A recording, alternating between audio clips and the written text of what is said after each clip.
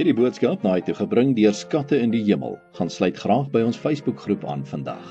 Vandag se skriflesing kom uit Genesis 22 verse 15 tot 18.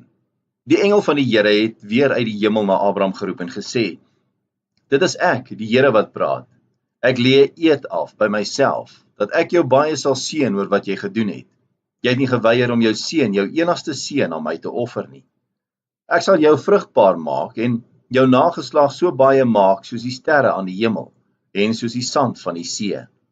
Jou nageslag sal die stede van sy vyande besit. In jou nageslag sal al die nasies van die aarde geseën wees, want jy het my gehoorsaam. Vandag se boodskap is getiteld Die Here se belofte. Die tema wat reg deur die 39 boeke van die Ou Testament herhaal word, is die belofte van die koms van die Messias na die aarde om sy koninkryk te vestig. Die Messiaanse profesie wat aan Abraham geopenbaar was dat in sy nageslag al die nasies van die aarde geseën sal wees. Hy was die stamvader van die Hebreërs. In die Bybel leer ons hom ken as 'n man met groot geloof, 'n vaderfiguur en 'n gebore leier. Abraham was 'n toegewyde man, volkome toegewyd en gehoorsaam aan God, soveel so dat hy bereid was om sy eie geliefde seun Isak te offer as dit wat God van hom verlang het. Maar God het Abraham gekeer.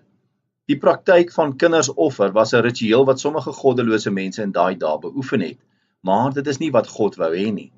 God verlang nie die dood van 'n mens nie, maar wel berou oor ons sondes. Daar staan in Johannes 3 vers 16, God het die wêreld so lief gehad dat hy sy enigste seun gegee het, sodat die wat in hom glo nie verlore sal gaan nie, maar die ewige lewe sal hê. Ons Vader verlang nie offers van ons nie. Hy wil hê dat ons van die bose moet wegdraai, ons sondes moet bely en deur Jesus Christus ons verlosser sy vergifnis moet vra. Doen ons dit, sal ons bo verwagtinge geseën word. Die keuse is ons sinne. Kom ons bid saam. Hemelse Vader, gee dat die Heilige Gees aan ons die krag sal gee om volgens U wil te leef, sodat ons U seën wat U beloof het kan ontvang. Ons bid dit in Jesus naam. Amen. As U soortgelyke boodskappe wil ontvang maandag tot Vrydag, sluit aan by ons WhatsApp broadcast groep. Stuur net jou nommer na 072 581 2973.